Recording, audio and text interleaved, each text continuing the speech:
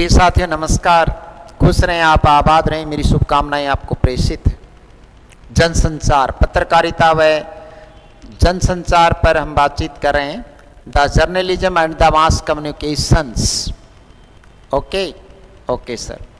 इससे पूर्व में जितने भी क्वेश्चंस ऑब्जेक्ट पर हमने बातचीत की उसी प्रक्रिया को आगे बढ़ाते हैं, उसी अनुक्रम में आगे बढ़ते हैं। जी सर।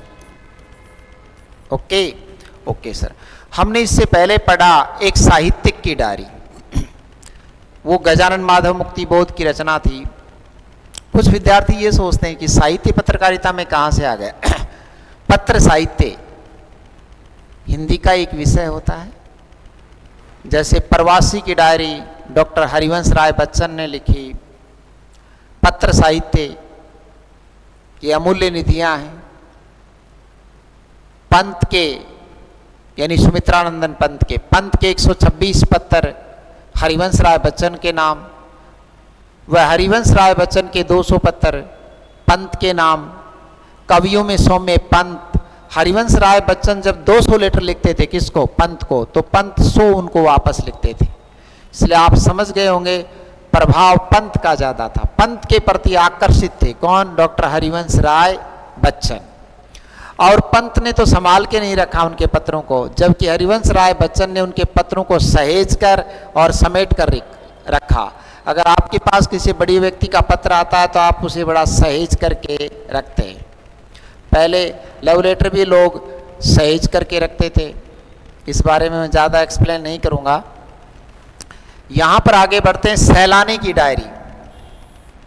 पुस्तक के लेखक हैं राजेंद्र अवस्थी, जिनका नाम आपने बहुत कम सुना है। जबकि प्रवासी की डायरी हरिवंश राय बच्चन। जबकि प्रिय साथियों प्रवासी की डायरी के लेखक हैं डॉक्टर हरिवंश राय बच्चन। एक साहित्यिक की डायरी गजानन माधव मुक्ति बोध। डायरी के पन्ने मिस एनी फ्रैंक, जो उन्होंने एम्स्टर्डम नामक स्थान पर लिखी थी। ओके सर, आगे बढ़ता हूँ। सैलानी की डायरी राजेंद्र अवस्थी। प्रवासी की डायरी जिसका हम जिक्र कर रहे थे, वही बात हो गई। प्रवासी की diary doctor Harivansh Rai Bachchan. Doctor Harivansh Rai Bachchan Osho के आश्रम में भी रहे थे। किसके आश्रम में? ओशो का वास्तविक नाम आचार्य रजनीश था। ओशो का वास्तविक नाम आचार्य रजनीश था। उनके आश्रम में रहे।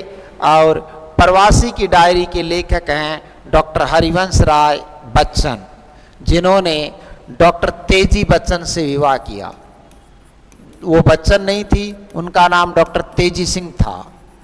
तेजी सिंह लाहौर कॉलेज में मनोविज्ञान की प्रोफेसर थी। डॉक्टर तेजी सिंह लाहौर कॉलेज में मनोविज्ञान की प्रोफेसर थी। ये डॉक्टर हरिवंश राय बच्चन का दूसरा विवाह था। ये डॉक्टर हरिवंश राय बच्चन का कौन सा विवाह था? दूसरा। पहला विवाह उन्होंने श्यामा बच्चन से किया था। पहला विवाह किससे किया था? हरिवंश राय बच्चन ने श्यामा बच्चन से किया था।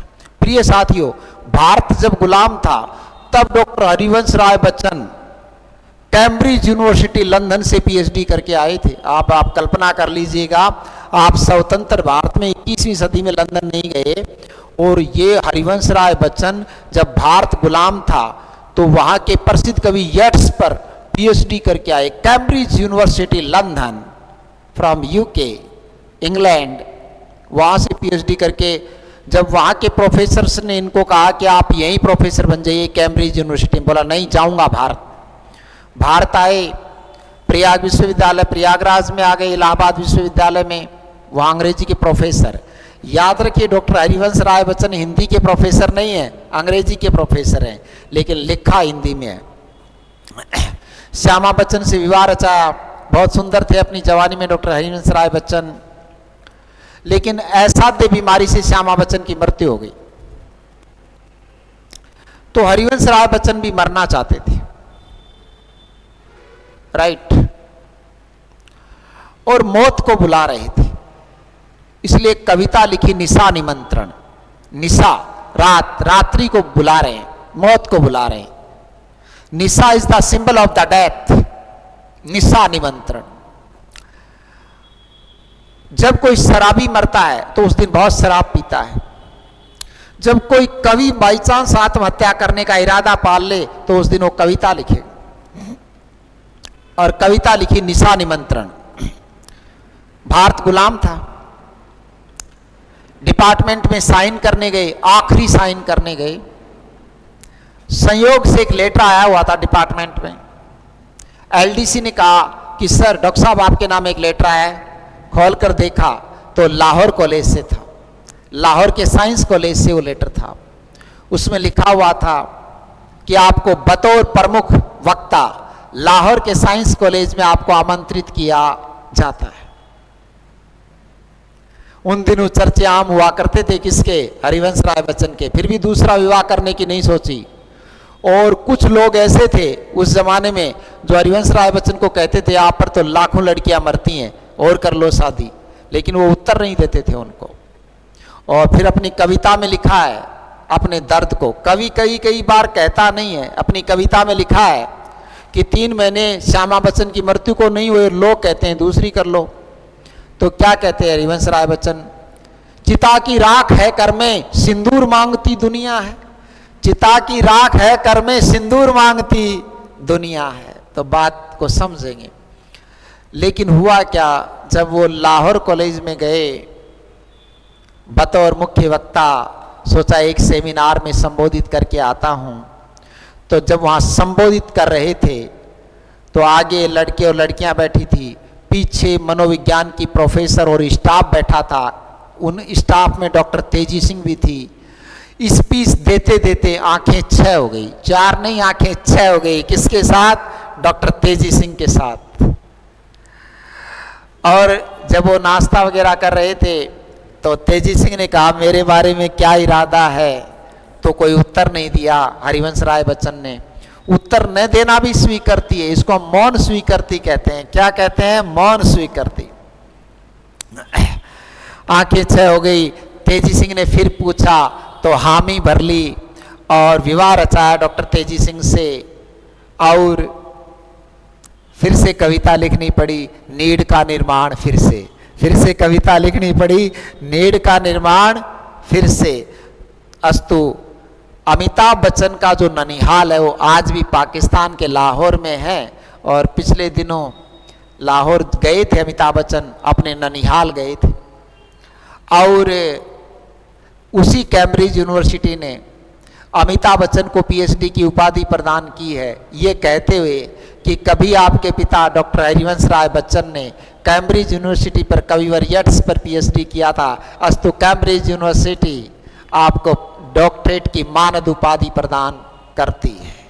कैम्ब्रिज यूनिवर्सिटी गर्व महसूस करती हुई आपको डॉक्टरेट की मानद उपाधि प्रदान करती है। ओके साथियों, ओके सर, आगे बढ़ो। यस, मैंने भी बहुत कम उम्र में डॉक्टरेट किया। ओके सर, आगे बढ़ता हूँ। डायरी की भाषा होनी चाहिए, ये कथन है। तीसरा बहुत ही बेहतरीन प्रश्न है, डायरी की भाषा होनी चाहिए।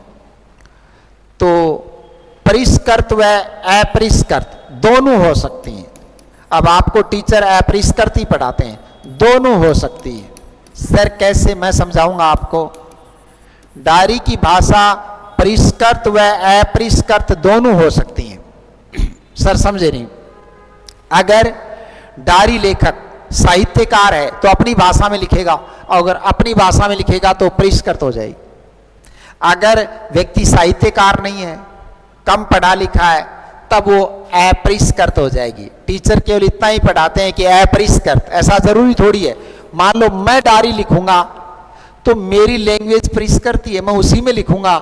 मैं इससे कमजोर लैंग्वेज कैसे लिखूंगा, है आप समझ गए कि मैं कम पढ़े लिखे की लैंग्वेज में लिख भी नहीं पाऊंगा। मैं आपको कोई कथन कहूं, मैं मेरे बारे में लिखूं, किसी के बारे में लिखूं, तो मैं परिष्कृत में लिखूंगा कि दिल के अरमा आंसू में बह गए, तो ये परिष्कृत हो गई। मैं मेरी लैंग्वेज को कैसे अपरिष्कृत करूंगा? तो दोनों में हो सकती है, परिष्कृत और अपरिष्कृत। जब मानक हिंदी का ज्ञाता लिखेगा या मानक अंग्रेजी का तो वो परिष्कृत हो जाएगी। अदरवाइज जैसे एनी फ्रैंक ने लिखा तो वो साहित्यकार नहीं थी, तो उसकी लैंग्वेज क्या थी? अपरिष्कृत। अस्तु, बात पर गौर करेंगे। दोनों शैलियों में हो सकती है, दोनों भाषाओं में हो सकती है डायरी, परिष्कृत भी हो सकती है, अपरिष्कृत। घटना किसी के साथ भी घट सकती है। राइट नाउ ऐसी घटना जिसे हम कभी भूलना नहीं चाहते और किसी को बताना भी नहीं चाहते और किसी विशेष समय पर काम आ सकती है वो, इसलिए उसको हम डायरी लेखन में दर्ज कर सकते हैं। ठीक है, जैसे सुभाष चंद्र बोस के साथ एमिली सेंकल बोस ने शादी की थी। एमिली सेंकल बोस ऑस्ट्रिया की थी। सर, ऑस्ट्रिया की लड़की ने भारत में आके शादी की? हाँ, किससे? सुभाष चंद्र बोस से। लेकिन दुनिया को नहीं पता था। लेकिन सुभाष चंद्र बोस जब लापता हुए उनका विमान 1945 में, तब तक एमिली सेंकल बोस एक लड़की को जन्म दे चुकी थी जिसका नाम है अनीता बोस, और आज भी जिंदा है। कौन? अनीता बोस, जो अपने पिता की मृत्यु की जांच की मांग करती है और जो आज फ्रांस के शहर की एक मेयर है। कौन? अनीता बोस। लेकिन ध्यान रहे, एमिली सेंकल बोस ने अपने दिन बाद में गरीबी में गुजारने पड़े और भारत सरकार ने उसकी तरफ ध्यान नहीं दिया। सुभाष चंद्र बोस की पत्नी तो को पेंशन तक नहीं दी। आप कल्पना कर सकते हैं इस भारत के बारे में, जिस एमिली सेंकल जो कि ऑस्ट्रिया की लड़की थी और जो इनकी टाइपिस्ट थी। किसकी? सुभाष चंद्र बोस की टाइपिस्ट थी वो। टाइप सुभाष चंद्र बोस मेरी तरह बोलते रहते थे और वो टाइप करती रहती थी। बाद में विवाह रचाया उसी से। एमिली सेंकल है उनका नाम, एमिली सेंकल बॉश। एमिली सेंकल बॉश, इन्होंने एक लड़की को जन्म दिया जिनका नाम है अनीता बोस। आज जीवित है। कौन? अनीता बोस, और फ्रांस के एक शहर के मेयर है, महापौर है। ओके दोस्तों, ओके सर। इसलिए डायरी की भाषा परिष्कृत व अपरिष्कृत दोनों हो सकती है। भारत में तो एक विशेष वर्ग को ही पेंशन मिली, एक विशेष वर्ग को ही पैसा मिला। सरदार भगत सिंह के परिजनों को भी कुछ नहीं मिला, उनको तो भगत सिंह की बॉडी तक नहीं मिली।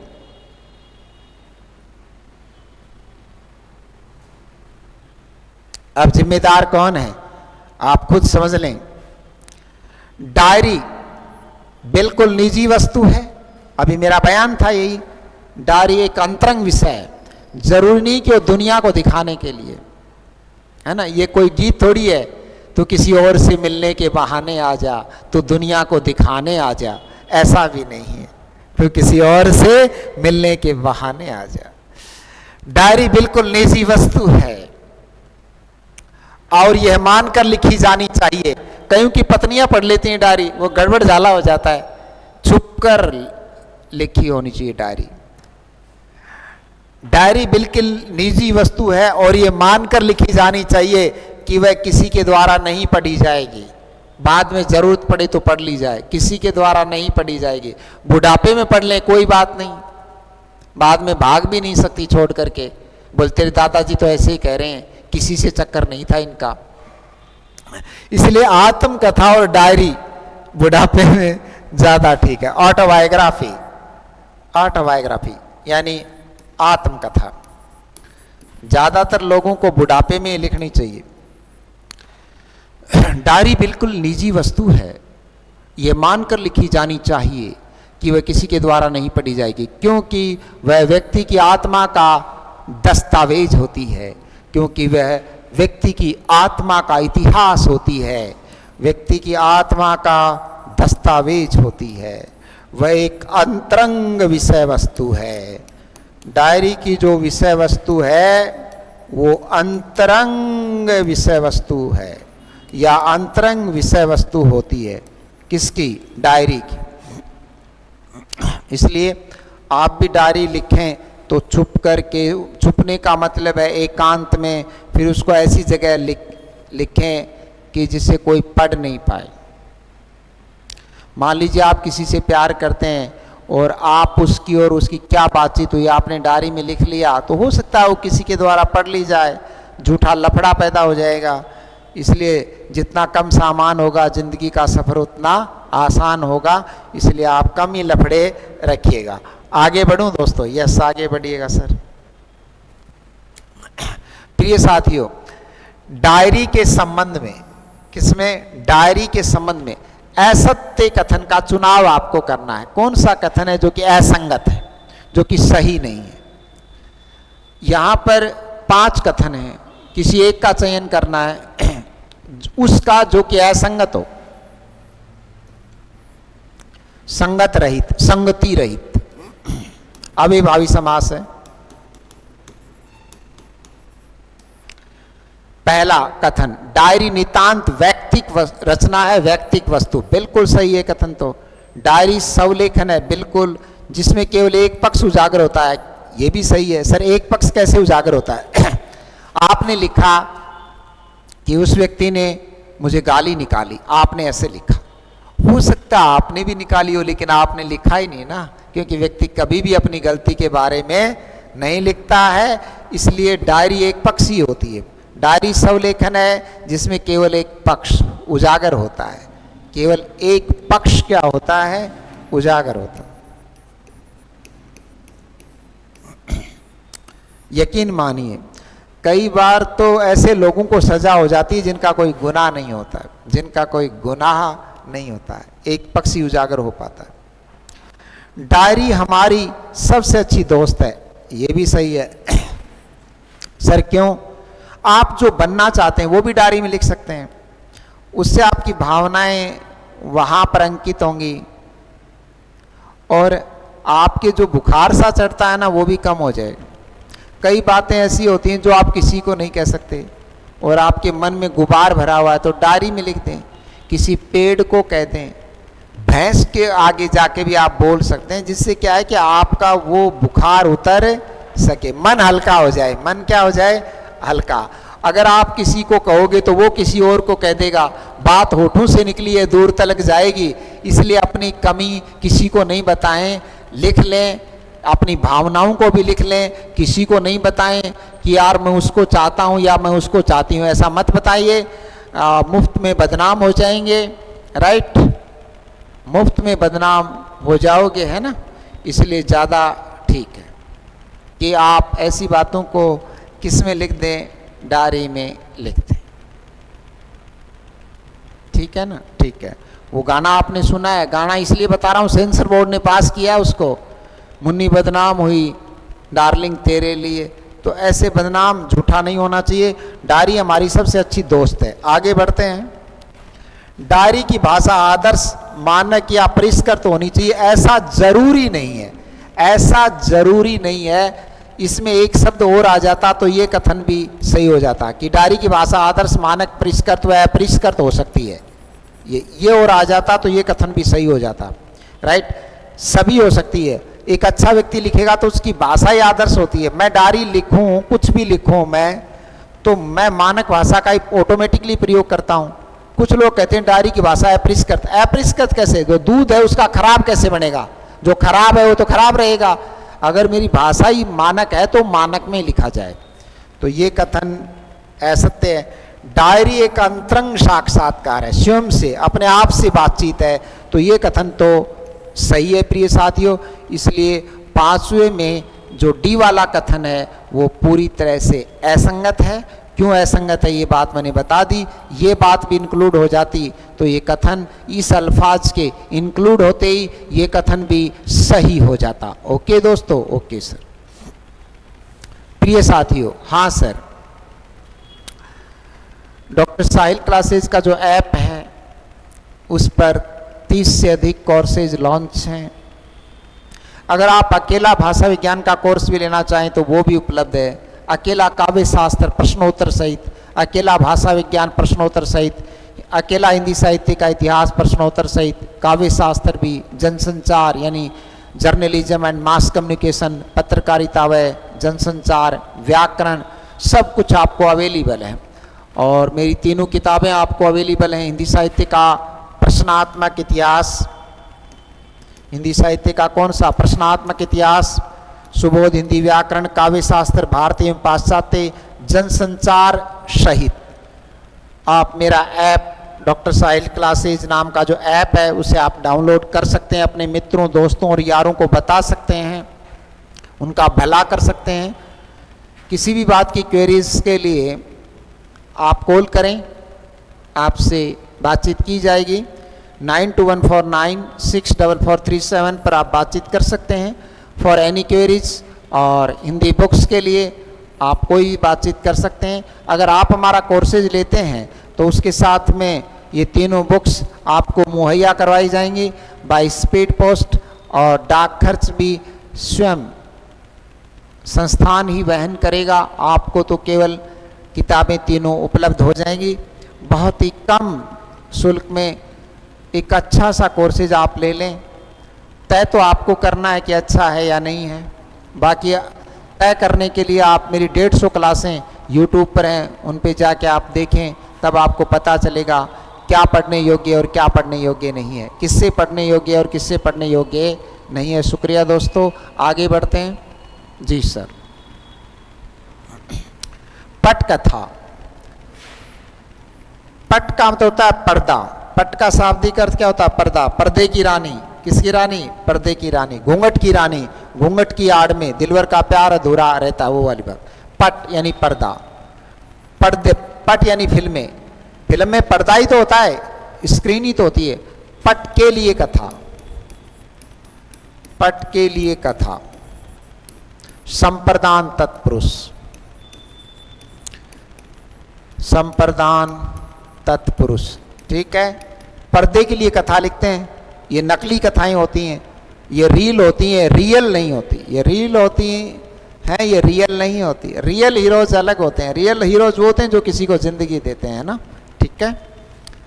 पटकथा लेखन। एक फिल्म में एक हीरो 20-20 गुंडों के साथ लड़ता है। अजीब है। ऐसे हीरो के एक थप्पड़ मारे जमीन पे जाके पड़ता है, लोग उसको सच मान लेते हैं। लोग क्या मान लेते हैं? सच। आप साउथ की फिल्में देखो, ऐसे तलवार करते गाड़ियां 20 उछलती हैं। तो आप उस सच्चाई से बाहर निकलिए, आप उस तिलस्मी दुनिया से बाहर निकलिए, सच को स्वीकार करना सीखिए। अगर कोई फिल्मी हीरो फिल्मों में 20-20 गुंडों को मारता है तो फिर बाउंसर क्यों रखता है? फिर तो खुद ही लड़ाई कर लेना बाहर में। ऐसा नहीं होता। ये जो नशा चढ़ता है ना भारत में, इसीलिए बदमाशियां होती हैं, क्योंकि वो किधर की गोली किधर ही चलाते हैं, मरता कोई है। इसीलिए जो गैंगवार, इस तरह के सिस्टम, इन गैर जिम्मेदाराना फिल्मों की वजह से भारतीयों की मानसिक और किशोरावस्था में जो बातें बैठ जाती हैं वो आसानी से नहीं निकलती। इसलिए भारत में सेंसर बोर्ड ठीक से काम नहीं करता, मैं ये समझता हूँ। पटकथा लेखन। प्रेमचंद भी गया था मुंबई। सर प्रेमचंद, हाँ, आप तो उसको गरीब समझते हैं, वो बहुत पैसे वाला था। आप उसकी शक्ल देखकर उसको गरीब समझते हैं। लम्ही गांव में जन्म हुआ था। शिक्षा विभाग में इंस्पेक्टर थे। गणित में 3 बार फेल हुए थे, ठीक है। चित्रकला वगैरह लेके पास हुए बाद में। साहित्यकार होता है ना, उसको गणित नहीं आता। मतलब x = 2ab, ये कैसे हो सकता है? मुझे भी आज तक नहीं पता चला। इसलिए मैं भी गणित में कमजोरी रहा और भगवान का प्रसाद बोलकर 10वीं में पास किया मैंने गणित को। बालाजी महाराज का प्रसाद बोला था। तो प्रिय साथियों, जैसे हम पढ़ते हैं मैथ में कि एक खेत को एक ट्रैक्टर 4 घंटे में, तो 2 ट्रैक्टर कैसे? तो जिस खेत की बिजाई हो गई उसकी फिर से बिजाई कैसे करें? हम लोग ये सोचते थे। इसलिए साहित्यकार आचार्य शुक्ल 6 बार फेल हुआ था मैथ में, और ड्राइंग सब्जेक्ट लेकर के उन्होंने पास किया। अगर मेरे से मैथ पास नहीं होता तो फिर मैं और बकरी वकरी चराता, कुछ और काम करता। ओके दोस्तों। बट वहाँ भी गए थे कौन? प्रेमचंद। और गोदान फिल्म की स्क्रिप्ट लिखी उन्होंने, अपने अनुसार लिखी, लेकिन वो लाइमलाइट की दुनिया उन्हें पसंद नहीं आई, वो झूठ की दुनिया उन्हें पसंद नहीं आई, और लौट करके आ गए। कौन? प्रेमचंद वापस लौट कर आ गए उस फिल्मिस्तान से। वहाँ केवल लाइमलाइट है, वो दूध या रोशनी है। उस रोशनी में जो आपको सुंदर दिखते हैं ना रात को, सुबह उनकी शक्ल देखोगे तो भाग जाओगे, यार रात को ये था क्या? बोला हाँ। तो सुनो अब आप। पटकथा लेखन एक परिचय, ये पुस्तक लिखी है मनोहर श्याम जोशी ने। फिल्मों के लिए कथा, इसको स्क्रिप्ट राइटर हम कहते हैं। स्क्रिप्ट राइटर जो होते हैं, पटकथा लेखन कैसे लिखी जाए? फिल्मों के लिए कथा, पर्दे के लिए कथा। इस पुस्तक के लेखक है मनोहर श्याम जोशी। इनका एक चर्चित उपन्यास है कुरु कुरु स्वाह। इनका एक चर्चित उपन्यास भी है कुरु कुरु स्वाह। ठीक है। अब आप मनोहर श्याम जोशी के बारे में नहीं जानते तो मेरी गलती है क्या, या इनकी गलती है? आपकी गलती है कि आपको जो जानना चाहिए वो आप जानते नहीं, और जो आपको नहीं जानना चाहिए वो आप जानते हैं। मनोहर श्याम जोशी बीबीसी में हिंदी संवाददाता रहे। बीबीसी दुनिया की सबसे तेज रफ्तार समाचार एजेंसी का नाम है बीबीसी। दुनिया की सबसे तेज रफ्तार समाचार एजेंसी का नाम है बीबीसी, जिसका फुल फॉर्म है ब्रिटिश ब्रॉडकास्टिंग। जब भारतीय प्रधानमंत्री श्रीमती इंदिरा गांधी की मृत्यु हुई थी तो भारत के रेडियो को तो 1 घंटे बाद पता चला, भारतीय समाचार वालों को तो लंदन के बीबीसी से खबर आ गई थी कि दुनिया की आयरन लेडी इंदिरा गांधी पर गोली बरसाई है। बीबीसी ब्रिटिश ब्रॉडकास्टिंग, दुनिया भर में इसके कार्यालय हैं। दुनिया की सबसे तेज रफ्तार समाचार एजेंसी का नाम है बीबीसी। भारतीय समाचार एजेंसी का नाम है पीटीआई। पीटीआई का अर्थ होता है press trust of India. PTI का मतलब शारीरिक शिक्षक नहीं होता यहाँ पर, press trust of India. Okay. Manohar Shyam Joshi की एक बेहतरीन किताब है पटकथा लेखन एक परिचय, कि फिल्मों के लिए कथा कैसे लिखी जाती है। स्क्रिप्ट राइटर होते हैं ये जो हीरो और हीरोइन होती है ना, हीरो और हीरोइन, ये केवल रटे रटाए डायलॉग बोलते हैं। जो कौन लिखते हैं? स्क्रिप्ट राइटर लिखते हैं, वही डायलॉग ये बोलते हैं। इनको बोलना तक नहीं आता। आप लोग समझते हैं यार कितना बिंदास बोल रही है वो बिंदास नहीं बोल रही। उस डायलॉग को 20 बार बुलाया गया है, तब कहीं जाकर उसने वो सही डायलॉग बोला है। इसलिए फिल्मों में रीटेक होता है। फिल्मों में क्या होता है? रीटेक। फिल्म दृश्य को बार बार लिया जाता है। इनको नाचना तक नहीं आता, बार बार नचवाकर किसी दृश्य को एडिट किया जाता है। रीटेक होता है बार बार। कोई भी डायलॉग हो बार बार बोला, इनको बोलना तक नहीं आता। जैसे डॉन को पकड़ना मुमकिन ही नहीं, नामुमकिन है ना। जो अपन एक बार कहता है फिर अपने आप की भी नहीं सुनता, ये 50 बार बोलते हैं, तब कहीं जाकर के एक डायलॉग। तभी तो फिल्में 6 महीने में, पहले 3 साल में बनती थी, है ना। इनको बोलना तक नहीं आता, जिनको आप हीरो समझते हैं। Okay sir. पटकथा लेखन एक परिचय पुस्तक के लेखक है मनोहर श्याम जोशी, और मैं पढ़ाता हूँ। मैंने कभी एडिट नहीं किया और कभी रिटेक नहीं किया, याद रखिएगा इस बात को। तो असल तो हम हैं। अब आगे बढ़ते हैं। कुरु कुरु स्वाहा। कुरु कुरु स्वाहा चर्चित उपन्यास के लेखक हैं मनोहर श्याम जोशी। अभी हम बातचीत भी कर रहे थे थोड़ी देर पहले, किसके बारे में? मनोहर श्याम जोशी के बारे में। इनकी किताब का पाठ है पटकथा लेखन क्या बला है। बला का मतलब क्या समस्या है? ये बहुत ही आसान काम है फिल्मों के लिए लिखना। सर आसान काम कैसे है? पहले हीरो के फादर की डेथ होती है, फिर उसकी मम्मी सिलाई करती है, फिर उसका लड़का जवान होता है, फिर उसको एक अमीर की लड़की से प्यार होता है। अमीर की लड़की कार में आती है, वो लड़का सिलाई करने वाले का वो साइकिल पर जाता है, साइकिल और कार टकरा जाती है, या कार से कीचड़ उछलकर उस लड़के की ड्रेस पर लगता है, वो साइकिल से तेज भागता है और कार के आगे लगाकर अपनी साइकिल लगा देता है, और वो लड़की से बातचीत करती है, दोनों को प्यार हो जाता है। और फिर लड़का कहता मैं मेरी मम्मी के लिए दवाई ले जा रहा था, फिर वो लड़की कार में बैठाकर दवाई खुद देने जाती है, उसकी मम्मी के धोख खाती है। फिर लड़की पूछती है दीपक क्यों नहीं आया, विजय कहाँ है? तो बताती है विजय अभी आने वाले हैं। बाद में उसका पिताजी विलेन बनता है। थोड़ी देर बाद में लास्ट में शादी होती है। तो ये कोई खास बात नहीं है, मैंने बढ़ा दी इतनी देर में फिल्म। और लास्ट में क्या होता है, जब फिल्म की गोलियां लेके आता है, वो एक घड़ी बोलती है टिक टिक टिक टिक। इतनी देर में कोई फिल्म का साइड हीरो टपकाता है कि हथियार फेंक दो, फिर उसका बाप हथियार फेंकता है लड़की का, फिर उनकी शादी हो जाती है, दोनों अपनी मम्मी के धोख खाते हैं और द एंड लिखा हुआ आ जाता है। कोई खास बात इसमें नहीं। मनोहर श्याम जोशी की इसलिए बेहतरीन किताब है पटकथा लेखन एक परिचय। फिल्मों के लिए कथा लिखना। आपने दूरदर्शन पे धारावाहिक देखे, छोटी बहू बड़ी बहू, कभी भी उनके घर में शांति नहीं होती, ऐसे आती हैं सब, है ना। और मैं आपको समझा दूं, इन धारावाहिकों को देखकर बहुत सारी लड़कियों के नखरे बदल जाते हैं। मैं आपको बता दूं, जो दूरदर्शन के धारावाहिक में जो लड़कियां काम करती हैं और वो डायलॉग बोलती हैं कि राहुल मेरे खाते में से 2 करोड़ रुपए किसने निकाले, वो लड़की 2 करोड़ का डायलॉग बोलने वाली बाद में जब वो पूरी हो जाती है ना उनका दृश्य वगैरह, तो ऑटो में बैठ के जाती है, ऑटो वाले भैया रुकना, ऑटो वाले भैया रुकना। ठीक है, तो आप बात को समझेंगे, जीवन को समझने की चेष्टा करेंगे। इस समय डॉक्टर साहिल गुजर आपसे बातचीत कर रहे हैं। ओके सर, आगे बढ़ो। यस, बीबीसी 8वां सवाल, ये ऐसा है पढ़ने में ऐसा लगता है बीबी जैसी ने, ये बीबीसी ब्रिटिश ब्रॉडकास्टिंग संचार सेवा प्रदाता कंपनी में हिंदी संवाददाता रहे हैं। कौन? मनोहर श्याम जोशी, जिनके बारे में हम जिक्र कर रहे थे, ये हिंदी संवाददाता। आप भी बीबीसी के संवाददाता बन सकते हैं, जो कि दुनिया की सबसे तेज रफ्तार समाचार एजेंसी है, या संचार एजेंसी का नाम है बीबीसी। इसका कार्यालय लंदन में है। फुल फॉर्म क्या होगा? British broadcasting. ओके सर, आगे बढ़ो। Yes sir. प्रिय साथियों, बीबीसी का पूरा नाम क्या है? बीबीसी का पूरा नाम क्या है? British broadcasting. यहां पर बिंदी लगा लेना, कॉपी और पेन लेकर के बैठा करो अगर आप वास्तव में पढ़ना चाहते हैं तो। ब्रिटिश ब्रॉडकास्टिंग दुनिया की सबसे तेज रफ्तार समाचार एजेंसी।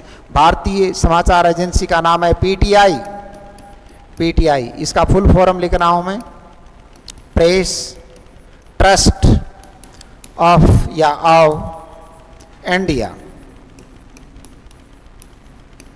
प्रेस का पी, ट्रस्ट का टी और इंडिया का आई, क्या बन गया? पीटीआई। Okay sir. दुनिया की सबसे तेज रफ्तार, ये कोई बाइक नहीं है। अच्छा, बाइक तेज मत चलाया करो क्योंकि जीवन महत्वपूर्ण है। बाइक महत्वपूर्ण नहीं है, जीवन। भूतात्मक विश्व के सर्वोत्तम करती है मानव।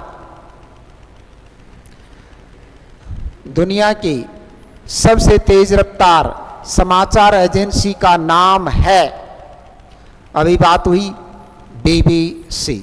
जैसा कि पहले में मैंने इस पर आधारित कई दृष्टांत इस पर दिए हैं। माननीय इंदिरा गांधी के बारे में भी, जो भूतपूर्व प्रधानमंत्री भारत की रही, उसके बारे में या कोई भी न्यूज़ हो, बीबीसी सबसे पहले न्यूज़ देती है। और सूचना ज्ञान का एक प्रकार है, एक भाग है। सूचना पाना ज्ञान का एक भाग है। जैसे आपको सूचना ही नहीं मिले और कोई सूचना ऐसी हो कि जितने भी पीएचडी किए हुए हैं उनको एक साथ नौकरी दे दो, और आप भी किए हुए हों और आपको सूचना नहीं मिले, तो कितना बड़ा दुख आपको होगा। Right now, right sir. दुनिया की सबसे तेज रफ्तार समाचार एजेंसी का नाम है BBC, from London. Okay sir. प्रिय साथियों, ये भी सूचना है, देखो संयोग से सूचना है कि राजस्थान लोक सेवा आयोग आगामी महीने सितंबर में ग्रेड फर्स्ट यानी पीजीटी के बहुत सारे पद टीचर्स के लिए, ग्रेड फर्स्ट के लिए विज्ञापित करने जा रहा है। अगर आप समय से सावधान हो जाएंगे तो आप ठीक से पढ़ पाएंगे। इसके लिए हमने कोर्सेज अवेलेबल करवा रखा, आप अभी से पढ़ना शुरू करें। मैं तो यहाँ तक कहता हूँ कि अगर आपने किसी का कोर्स ले भी रखा है किसी चैनल पर, तो आप मेरा भी ले लीजिए। हो सकता है फ़ायदे का सौदा साबित हो सकता है कुछ आप उससे पढ़ें, कुछ इससे आप पढ़ लीजिएगा। तो मैं ये समझता हूँ मैं भी कि आपको निश्चित तौर पर फ़ायदा होगा। इतने कम पैसे में, इतने कम पैसे की बात मैं इसलिए कर रहा हूँ बार बार कि ऑफलाइन में आपका साल भर का समय खराब होता है। रहना खाना दूसरी जगह, आपको माइग्रेट होना पड़ता है। आप अगर बाल बच्चे वाले हैं तो बच्चों को छोड़ना पड़ता है। अगर आप गाय भैंस रखते हैं तो उनके लिए दूध या उनको बेचना पड़ता है, दूध निकालने की व्यवस्था करनी होती है। कई बार पति बेचारा खुद रोटी खाना वगैरह बनाता है। बहुत सारी समस्याओं का सामना करना पड़ता है। आप घर बैठे पढ़िएगा और हमारे ऐप पर आइए। डॉक्टर साहिल क्लासेज का जो ऐप है उसे आप डाउनलोड करें। मित्रों, दोस्तों और जिनका आप भला चाहते हैं उनको आप बताइएगा हमारे ऐप के बारे में। राइट, मैं आया हूँ ऑनलाइन की दुनिया में, हालांकि मैं बड़ी देर से आया, पर देर आए दुरुस्त आए, देर आए दुरुस्त आए। मैं आ ही गया हूँ तो मुझे ये बताना भी पड़ता है कि इस काम के लिए आया हूँ। आरपीएससी फर्स्ट ग्रेड हर जगह बताना पड़ता है। जब युधिष्ठिर से पूछा गया कौन हो, कि मैं धर्मराज हूं, तो बताया गया तो अगला सावचेत हो गया। एक बार महाबली द्रोणाचार्य पृथ्वी में तीर चलाकर पानी पिया, ऐसे पानी पिया, रथ पर से गुजर रहे थे गंगापुत्र भीष्म, तो अपना रथ को इधर लेके आए और कहने लगे युवक अपना परिचय दो। तो थोड़े गुस्से में थे द्रोणाचार्य। गुस्से में इसलिए था वो द्रोणाचार्य कि राजा द्रुपद ने उनको गाय नहीं दी, वो अपने मित्र से गाय मांगने गए थे, क्योंकि अश्वत्थामा की मम्मी यानी द्रोणाचार्य की पत्नी को दूध कम उतरता था, इसलिए रोता था बच्चा, कौन, अश्वत्थामा, और उस समय गायों का महत्व था। तो अश्वत्थामा की मम्मी द्रोणाचार्य की पत्नी अपने पति से कहने लगी आपके मित्र राजा द्रुपद के पास हजारों गायें हैं, एक गाय ले आओ। महिला क्या है, रोजाना कहने लग जाती है 5 दिन के बाद ऐसा, इसलिए पत्नी को कभी नहीं बताना चाहिए कि मेरे कौन कौन दोस्त हैं। अगर आप बता दोगे कि कपड़े की दुकान वाला मेरा दोस्त है, तो पत्नी कहेगी उससे ले आओ, तो बताना नहीं चाहिए। हालांकि मैं तो बता देता हूँ, मुझे तो कुछ मंगवाती भी नहीं है। तो एक दिन गाय लाने चले गए, पत्नी ने जब बार बार आग्रह किया तो राजा द्रुपद ने मान सम्मान देकर बैठाया, मित्र था, क्लासमेट था, सहपाठी था, खाना खाया। बाद में कहने लगे कौन, द्रोणाचार्य, कि वो अश्वत्थ की मम्मी को दूध नहीं उतरता, एक गाय दे दो। बोले दोस्ती अपनी जगह और गाय अपनी जगह, उठना भारी हो गया किसका, द्रोणाचार्य का।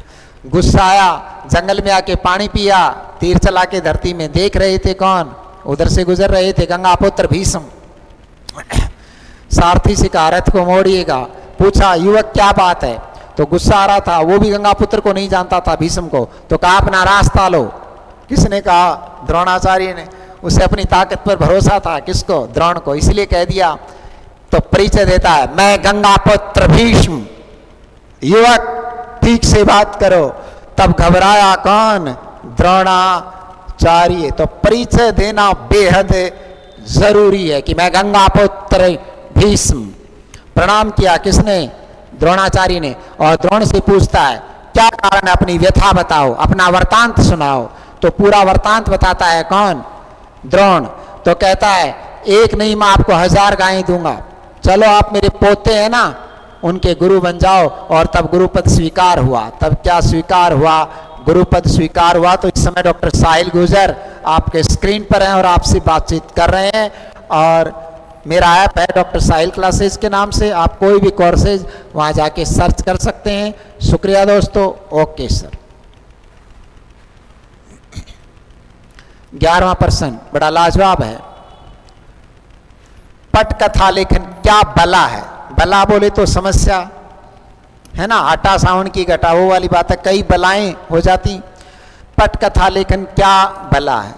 अगर आपका जूता फट जाए और बार बार उससे को आप ठीक करवाते हैं, वो चमरोदा बन जाता है। ऐसे जूते से अच्छा है उसको फेंक दें और नंगे पांव चले जाएं। बला नहीं पालनी चाहिए जीवन में भी, क्योंकि जितना कम सामान होगा जिंदगी का सफर उतना आसान होगा। मेरे पास बहुत कम फोन आते हैं, मैं 1 मिनट ही बात करता हूँ। प्रिय साथियों, हाँ सर, तवारुफ अगर रोग बन जाए तो छोड़ना अच्छा है, ताल्लुक अगर बोझ बन जाए तो तोड़ना अच्छा है, और वो अफसाना जिसे अंजाम तक ले जाना मुमकिन ना हो, एक खूबसूरत मोड़ देकर के छोड़ना अच्छा है। तो पटकथा लेखन क्या बला है। पाठ के लेखक भी मनोहर श्याम जोशी, मनोहर श्याम क्या है, जोशी। फिल्मों की कथा लिखने वाले अपने आप को हीरो समझते हैं, और वो ये सोचते हैं कि जैसा मैं लिखता हूँ वैसे सलमान खान बोलता है, जैसे मैं लिखता हूँ उस तरह से आलिया भट्ट बोलती है। अपने आप को खुद को बड़ा हीरो समझने लग जाते हैं। ये कोई खास बात नहीं है। फिल्मों की कथा लिखना, रटी रटाई इस थोड़ा बहुत चेंज करना होता है उसमें, और किसी भी फिल्म की पटकथा उठाकर नाम बदल दीजिए, बन गई कहानी। थोड़ा बहुत नया तो कुछ डाल दो जिससे वो फिल्म चल जाए। एक आधा गाना जो उस फिल्म से कहीं मेल नहीं खाता उसको आइटम सॉन्ग कहते हैं। अगर फिल्म नहीं चलेगी तो आइटम सॉन्ग चल जाएगा, फिल्म का खर्चा आ जाएगा। भारत में 135 करोड़ लोग हैं, 1% लोग भी देखेंगे तो फिल्म 100 करोड़ का व्यापार करेगी। वो ये सोच के फिल्म बनाते हैं, वो आपके लिए फिल्म नहीं बनाते। वो सोचते हैं कि 135 करोड़ लोगों में 1% लोग तो बावड़े मिलेंगे, वो तो देखेंगे और 100 करोड़ का व्यापार फिल्म करेगी। और यहाँ कितना ढंग से पढ़ाते हैं, फिर भी 100 करोड़ तो क्या क्या बताएं आपको। तो पटकथा लेखन क्या बोला है, पाठ के लेखक है मनोहर श्याम जोशी। Okay sir. पत्रकारिता, जर्नलिज्म, मैं स्वयं भी एक पत्रकार हूं, है ना, फर्स्ट क्लास बीजेएमसी हूं। मैं आपको बता देना चाहता हूं, पत्रकारिता का सबसे बड़ा पुरस्कार कौन सा है? पुलित्जर, जो कि एक रशियन व्यक्ति थे। ये रशियन है, कौन? पुलित्जर जो है एक रशियन पत्रकार थे, सबसे बड़े। इन्हें पत्रकारिता का पितामह तक भी कहा जाता है। पुलित्जर रूस के थे। पत्रकारिता का सबसे बड़ा पुरस्कार, जैसे साहित्य का सबसे बड़ा पुरस्कार नोबेल पुरस्कार है। भारत में वीरता का सबसे बड़ा पुरस्कार परमवीर चक्र है, लेकिन दुनिया में सबसे बड़ा विक्टोरिया क्रॉस। Victoria cross. ठीक उसी प्रकार पूरी दुनिया की बात कर रहे हैं हम। पूरी दुनिया में सबसे बड़ा पत्रकारिता का पुरस्कार है पुलित्जर। आदमी का नाम है, ये रूस के हैं, इसलिए इनका नाम ऐसे, जैसे पुतिन, जैसे रूस में पुतिन है वैसे ये पुलित्जर है। ठीक है, इसलिए रूस के व्यक्तियों के नाम इस तरह के, जैसे स्टालिन, रशियन व्यक्ति का नाम होता है स्टालिन। पुलित्जर, लेनिन, लेनिन का नाम आपने खूब सुना है। हाँ सर, लेनिन, स्टालिन, स्टालिन, और अब आप सुन रहे हैं आजकल पुतिन और यह पुलित्जर। इसलिए पत्रकारिता का सबसे बड़ा पुरस्कार माना जाता है पुलित्जर पुरस्कार। ओके दोस्तों, ओके। 13वां प्रश्न, विज्ञापन फिल्म। सर ये विज्ञापन फिल्म कौन सी होती हैं? होती तो 4 सेकंड की हैं, पर फिल्म तो फिल्म ही है। अरे पानी इतना हो तो पानी, अरे इतना तो भी पानी, नाम तो फिल्म ही है ना। 2 मिनट की रील बनाते हो फिल्म है, 30 सेकंड की बनाते हो फिल्म ही है। ये जो विज्ञापन फिल्में होती है ना, जैसे ठंडा मतलब कोको कोला, ठंडा मतलब कोको कोला, ये विज्ञापन है, राइट। इस तरह के विज्ञापन आपने बहुत देखे होंगे। और निरमा का पहले ऐड आता था, वहाँ से ये इस तरह की विज्ञापन फिल्में भारत में बनने लगी। झाग और निर्मार, वो सारे ऐड आते थे, राइट। नाउ थम्स अप, है ना, जिद के आगे जीत है। ये तो स्प्रीट पीजिएगा तो जीत हो जाएगी क्या? वो लोग खुद स्प्रीट वो नहीं पीते जिसका विज्ञापन करते हैं। तो विज्ञापन फिल्म के लेखन को क्या कहा जाता है? मतलब जनसंचार की दुनिया में क्या कहा जाता है? उसका कोई नाम तो होगा ना।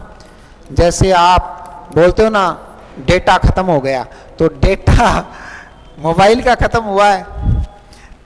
विज्ञापन फिल्म के लेखन को कहा जाता है कॉपी राइटिंग। विज्ञापन फिल्म, सर ये विज्ञापन फिल्म को हम स्लोगन राइटिंग भी कहते हैं। स्लोगन का मतलब क्या होता है सर? नारा, हम दो हमारे दो, स्लोगन राइटिंग भी कहा जाता है। जल ही जीवन है, आप पढ़ते हो ना, जल ही जीवन है। भारतीय रेल सबका मेल, भारतीय रेल सबका मेल, इस तरह का जो राइटिंग होता है उसे जनसंचार की दुनिया में कॉपी राइटिंग के नाम से जानते हैं। इसमें स्कोप है काफ़ी, और मेरे को तो सारी चीज़ें आती हैं कि क्या किया जा सकता है, पर वो भी एक बात है। पर मैं पढ़ाना शुरू कर दिया तो पढ़ाना ही करते हैं, नहीं तो इनमें कमाई भी बहुत अच्छी होती है दोस्तों। ठीक है सर। फिर आपको, मैं तो फिल्मों में चला जाता तो फिर आपको कौन पढ़ाता, इसलिए हर चीज़ निश्चित है। 14वां प्रश्न आपसे बातचीत के लिए तैयार है। रेडियो, यहाँ बिंदु नहीं आएगा। रेडियो अंग्रेजी शब्द है रेडियो। रेडियो का आविष्कार किसने किया? तो इसका उत्तर है जी मार्कोनी। इसका अर्थ ये नहीं कि जी मार्कोनी, नहीं, जी मार्कोनी फ्रॉम इटली। इटली के ये मैकेनिकल इंजीनियर थे। भारतीयों ने जनसंख्या का ज्यादा आविष्कार किया, चीजों का एक का भी आविष्कार नहीं किया भारतीयों ने। जी मार्कोनी ने सन 1895 में किसका आविष्कार किया? रेडियो, ध्वनि तरंगों का। रेडियो का मतलब होता है ध्वनि तरंग, यानी ध्वनि तरंगों का आविष्कार किया। रेडियो का आविष्कार इटली के इलेक्ट्रिकल इंजीनियर जी मार्कोनी ने 1895 में, इटली के इलेक्ट्रिकल इंजीनियर थे कौन? मिस्टर जी मार्कोनी, जी मार्कोनी। ओके दोस्तों, 3 प्रश्न है। रेडियो का आविष्कार करता जी मार्कोनी। कब हुआ रेडियो का आविष्कार? 1895 में। जी मार्कोनी कहाँ के थे? इटली के। रेडियो का आविष्कार कहाँ हुआ? इटली में। मार्कोनी कौन थे? कि इलेक्ट्रिकल इंजीनियर थे। Right now? Right sir. रे का मतलब किरण ही होता है, तभी तो एक्स रे होती है। ऐसी किरणें जिनसे आपको सामना नहीं करना चाहिए वो एक्स रे होती हैं। जी सर। रे का मतलब है किरण, रेज। 15% आपसे बातचीत के लिए आमादा है। भारत में ऑल इंडिया रेडियो AIR, मैं आपको बता दूं हरिवंश राय बच्चन और doctor Nagendra all India radio में समाचार वाचक रहे हैं। बाद में अमिताभ बच्चन भी गए थे। Amitabh Bachchan all India radio में वॉइस टेस्ट होता है पहले कि समाचार वाचन के लिए, और वहाँ पर कहा गया आपकी आवाज़ में भारीपन है, इसलिए हम आपको ऑल इंडिया रेडियो की नौकरी नहीं दे सकते। देखिए हरिवंश राय बच्चन के बेटे नौकरी नहीं मिली, और खुद Harivansh Rai Bachchan all India radio में काम करते थे। तो इसलिए समय का कुछ भी पता नहीं चलता, इसलिए आप याद रखिए कुछ भी हो सकता है। जिसको निकाल दिया, भारत के भूतपूर्व राष्ट्रपति APJ अब्दुल कलाम आत्महत्या करना चाहते थे क्योंकि वापस जाने का किराया नहीं था, और वो इंटरव्यू देने आए थे NDA में, नहीं हुआ सिलेक्शन, जबकि अंग्रेजी अच्छी थी, साउथ इंडियंस की अंग्रेजी अच्छी होती है, नहीं हुआ। तो एक पहाड़ पर से वो गिरने की कोशिश कर रहे थे, तो किसी ने उनको रोका, किसी सन्यासी ने, और कहा कि तुम्हारे जीवन में भगवान ने कुछ और अच्छा लिख रखा है, किराए में उन्होंने दिया उनको। सदानंद नाम था उनका, शिव सदानंद या कुछ इस तरह था। तो देखिए फिर भारत के राष्ट्रपति बने, इसरो में प्रोफेसर बने। इसरो में क्या बने? प्रोफेसर बने, नहीं तो मात्र एयरफोर्स में चले जाते, NDA में चले जाते। ठीक है, इसलिए आप जीवन को इतना आसान मत समझिएगा। यकीन आप जीवन के प्रति गहरी अभिलाषा, महान आशा रखिएगा। भारत में ऑल इंडिया रेडियो AIR कि ये एयरटेल नहीं है, AIR की स्थापना विधिवत रूप से कब हुई? यानी स्थापना सन 1936 में। ऑल इंडिया रेडियो जब हम गुलाम थे, जब भारतवर्ष क्या था? गुलाम था। अपन तो बहुत अच्छे लोग हैं, भाग्यशाली हैं, अपन स्वतंत्र भारत की पैदाइश हैं। Right sir. प्रिय दोस्तों, 1936 में छायावाद का अंत होता है और रेडियो की शुरुआत होती है। छायावाद का अंत होता है और रेडियो की क्या होती है? शुरुआत होती है। कब? 1936 में। जब भारतवर्ष आज़ाद हुआ 1947 में, तब तक भारत में 9 रेडियो स्टेशन थे। तब तक भारत में 9 रेडियो स्टेशन थे, और बंटवारे के बाद 3 पाकिस्तान के हिस्से में चले गए। बंटवारे के बाद 3 पाकिस्तान के हिस्से में चले गए और 6 स्टेशन भारत में रह गए। सर्वाधिक पहुंच भारत में रेडियो की है। मोबाइल की इतनी पहुंच नहीं है। पहुंचने का मतलब है ध्वनि तरंगों से। कई जगह मोबाइल नहीं पकड़ेगा, आपका रेडियो पकड़ लेगा। पहाड़ों पर मोबाइल नहीं पकड़ेगा, रेडियो पकड़ लेगा। टीवी नहीं पकड़ेगा, रेडियो की पहुंच 96% है। ठीक है सर, इसका अर्थ ये नहीं कि 96% लोगों के पास रेडियो है, इसका अर्थ ये नहीं। आगे बढ़ता हूँ। जी सर।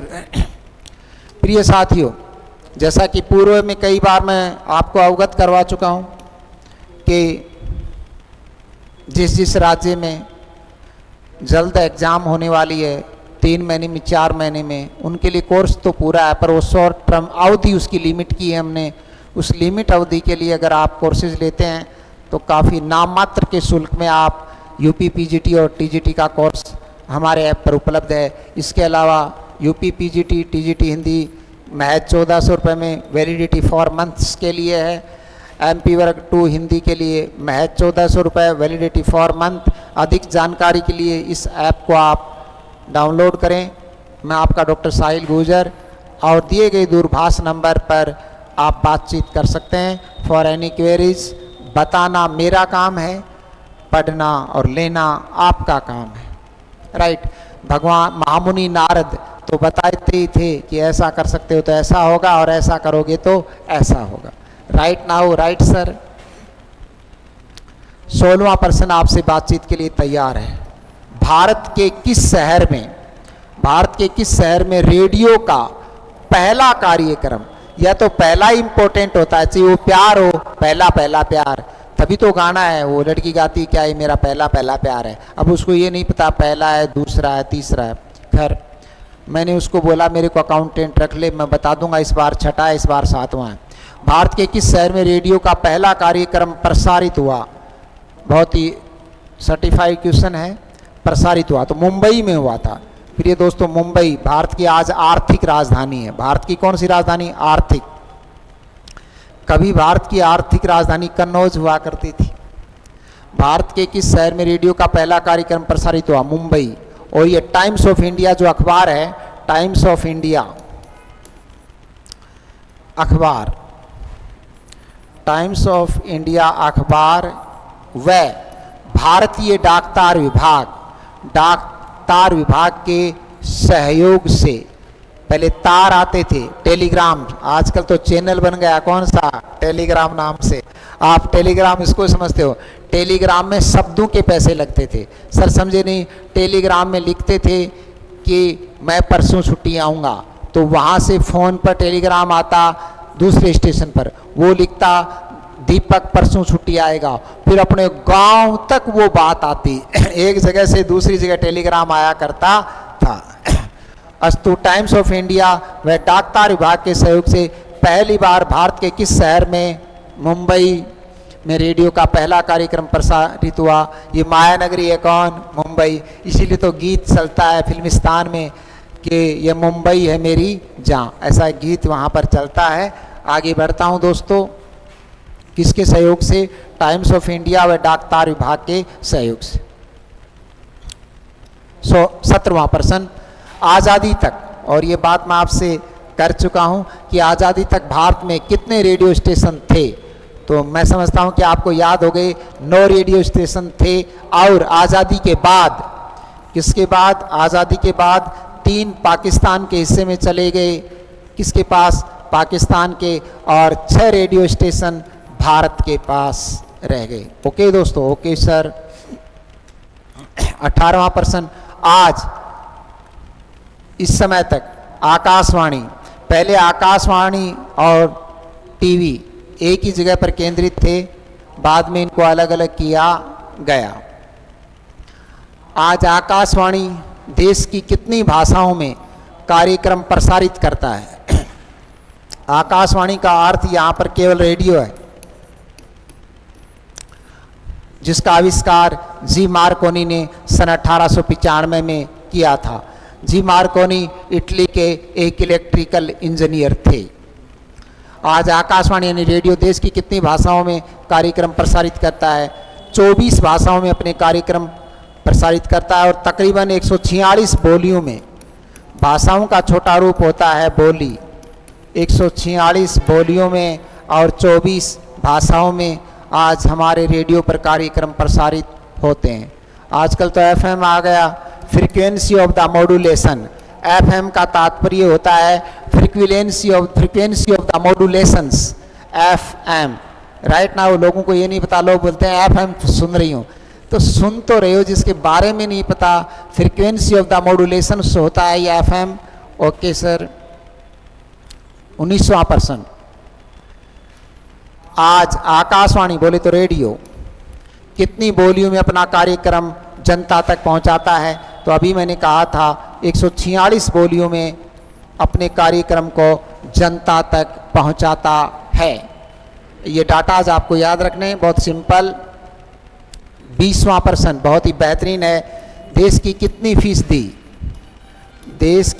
फीसदी आबादी तक रेडियो स्टेशन की पहुंच है? मतलब रेडियो की पहुंच का मतलब है वहां पर रेडियो ले जाएंगे तो आप सुन सकते हैं। इसका तात्पर्य ये कदापि नहीं है कि 96% लोगों के पास रेडियो है। इसका तात्पर्य ये है कि 96% ऐसी भौगोलिक जगह है, 100% में 96% पर आपका रेडियो ऑन करोगे तो उसमें गीत वगैरह सारे स्टेशन पकड़ेगा। कुछ जगह ऐसी हैं जंगलों में, बियाबान में 1-2% जहाँ पर रेडियो नहीं पहुँचता है, पकड़ता भी नहीं है। देश की कितनी फीसदी आबादी तक रेडियो की पहुँच है?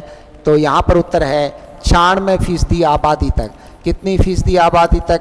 96% आबादी तक। जोग्राफिकल एरिया को इसमें ध्यान में ज़्यादा रखा गया है, तक रेडियो की पहुँच है। रेडियो के आविष्कार करता mister ji Markovnikov from Italy के इलेक्ट्रिकल इंजीनियर थे। और रेडियो का पहला कार्यक्रम भारत में मुंबई में प्रसारित हुआ, जो कि द टाइम्स ऑफ इंडिया और रेल डाक तार विभाग के सहयोग से प्रसारित हुआ था। तो प्रिय साथियों, दोस्तों, ये थी आज अपनी क्लास। मैं समझता हूँ कि आपने ठीक से इसे पढ़ा, सुना और पढ़ेंगे आगे, और बाद में इस क्लास को जितने भी लोग सुनते रहेंगे, पढ़ेंगे, उन सबको मेरी शुभकामनाएं।